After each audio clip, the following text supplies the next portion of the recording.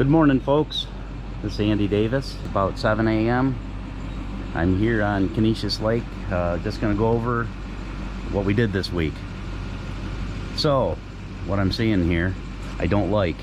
My guys, we pulled pavers up in this area, and they didn't have presence of mind to put a 4x6 or something down on the edge of this blacktop, so it excavator broke the edges off.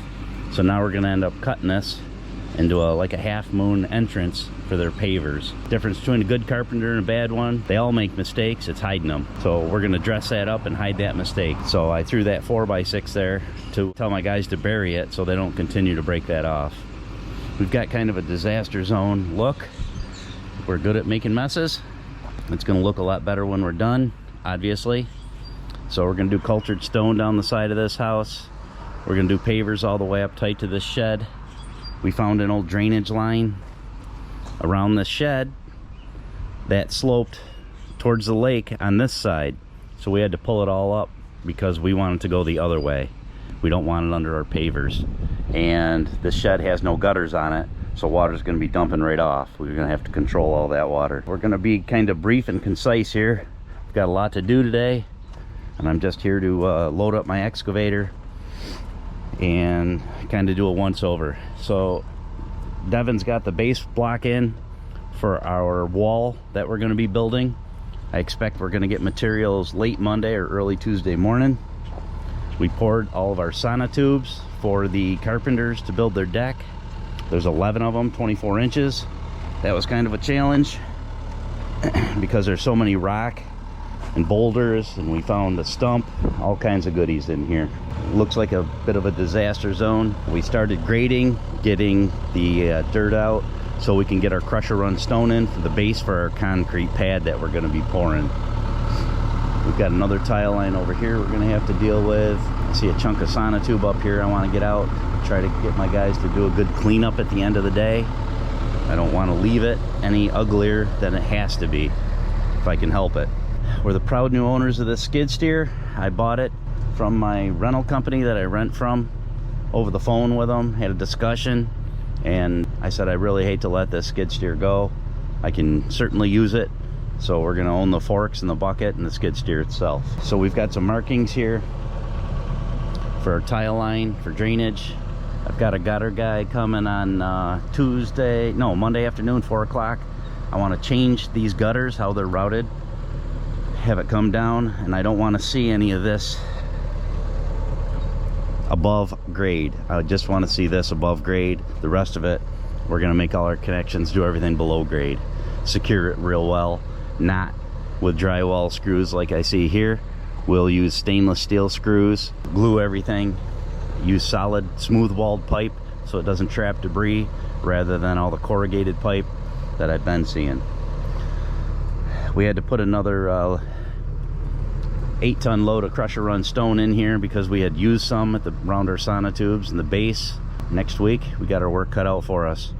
We're gonna hammer down, literally, and hammer all this concrete out too. That's where we're at. Stay tuned. Today we're gonna go dig out a driveway. Got the excavator idling, warming up. We're gonna get it loaded up here and head out to the next job site.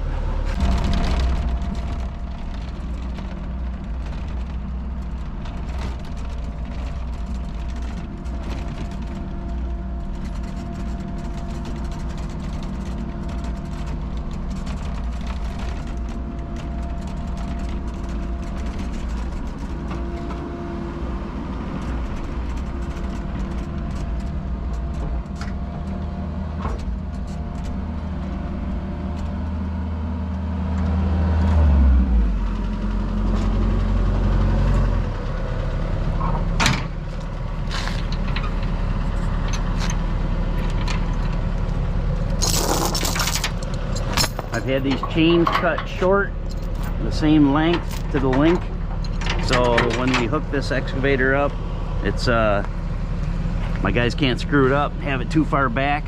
I always want the weight distributed over the axles as best I can with a little bit of tongue weight on the truck. It's a 14,000 pound trailer, and this excavator weighs 9. So by the time we get some implements and things on here. We're pushing our weight limit.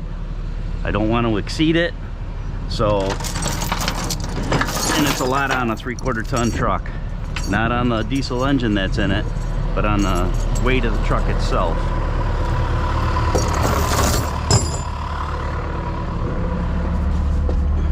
We did buy that new Ford 1-ton that we call Big Sexy. That's a little better towing, but I haven't outfitted that truck fully yet with the work boxes and ladder rack. It's ordered, we just haven't got it. So until we do, it doesn't have a lot of weight in the back, and of course all my tools. So we're driving Old Faithful today. Okay folks, just getting to the job site. Devin's getting us unchained here. I'll show you what we're getting ourselves into today. So the customer's got a 40-foot camper and would like us to put a parking spot here. So we're going to dig this out at least a foot deep, use driveway fabric and some larger crushed stone, probably 4-inch plus. I would use field stone if I could find it, and then we'll graduate to 2-inch crusher run stone, and then 1-inch for the final topping on it. We'll set our transit up. I see we've got too much grade here, so we're going to end up with a bank out here around back, and I'm always concerned when I see trees like this how many roots we're going to get into. So especially off of this tree, I see you got a main root coming right off this side, so we're going to be finding a lot of roots. We may have to do a little compromise on how deep we go based on how serious he wants to keep this tree.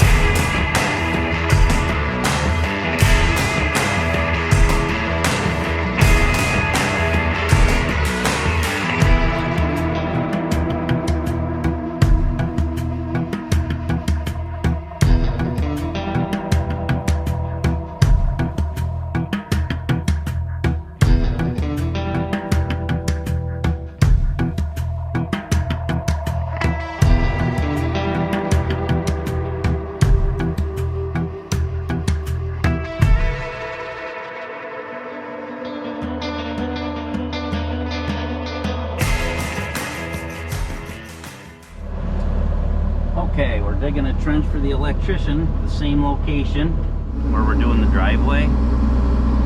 We're shooting for a 18-inch deep trench here. And we got a gas line that's about 3 feet deep. We hand dug down for the gas line because we don't want to catch that gas line, that's for damn sure.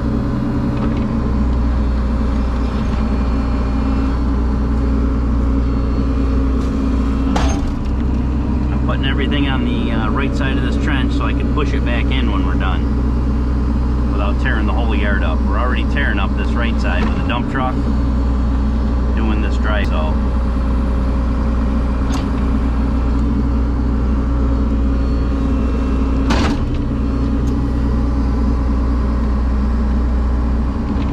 and I'm not digging like a wild man because I don't know what we're gonna find in here. We've already had 811 dig mark out, water, septic, phone and cables overhead. We know the power, where that goes into the house, the gas line. So we've covered all of our bases, but we still don't know what else could possibly be under here that other homeowners have done. I have found things like septic tanks, old ones, you know, well casing. We find all kinds of goodies when we get digging.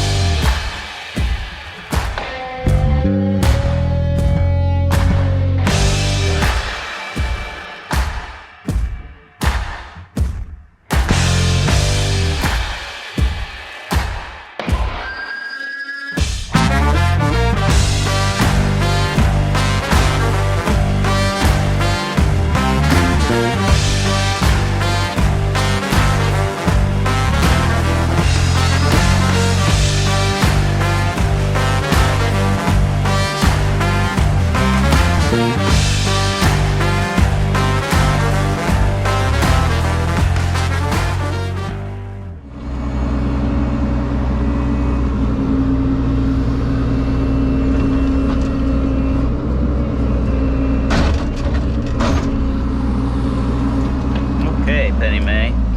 Let's go get rid of a load here. All right, folks. So we had an issue.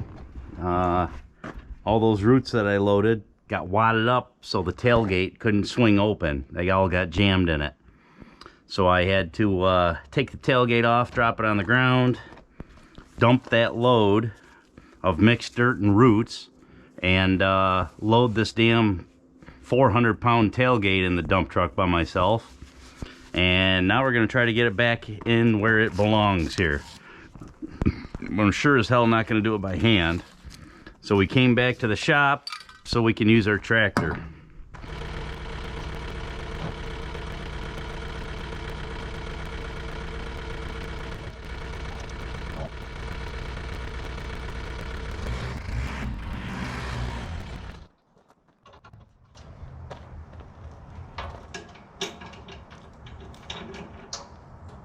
Okay, it was a lot easier than I expected it was going to be. It was definitely worth bringing it home and using the forks of the tractor to help us out. So once you get these pins seated on each side, there's a lever up on the side of the dump truck here. It's on a shaft. You pull this lever right here, and that releases that hook, so the bottom of the tailgate can swing out.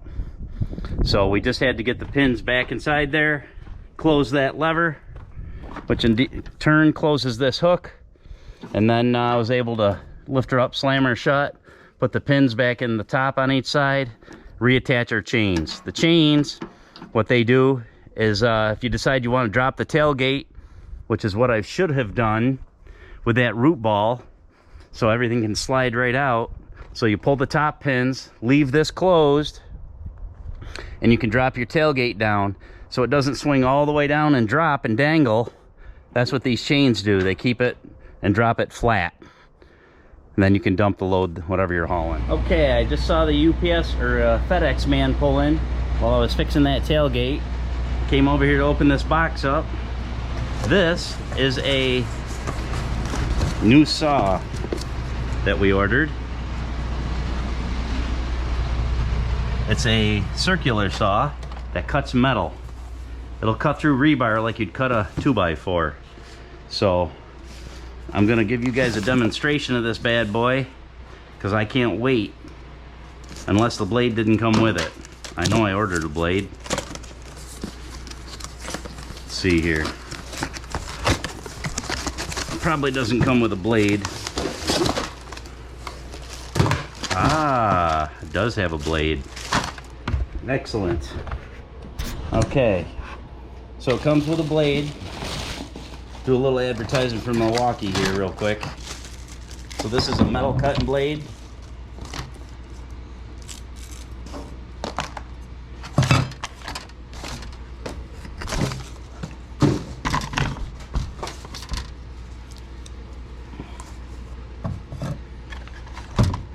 Been excited to try this. My neighbor's got one, and he demonstrated it to me, and I could not believe how it cut through metal, rebar, angle iron. It cuts everything like you're cutting a board.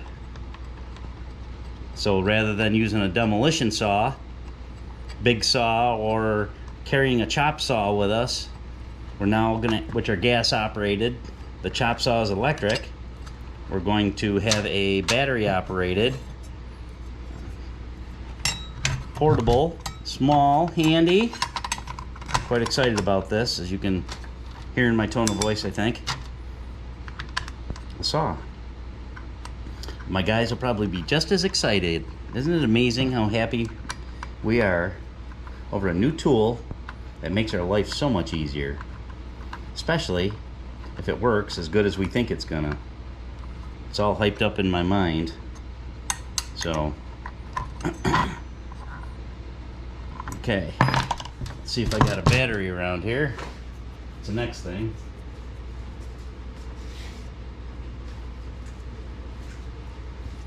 All right, stand by. Okay, I'm back. I found a battery for this saw. We're gonna run this through real quick and see how it cuts rebar.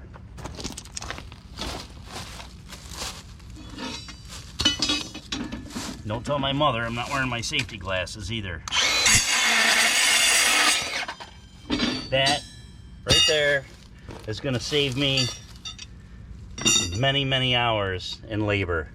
That is an amazing tool. I just went through some 1/2-inch rebar like nothing. Almost makes me want to attempt to cut one of these chunks of number 6 rebar, 3/4 inch. Actually, I think this is number 8. I think this is 1-inch rebar, folks.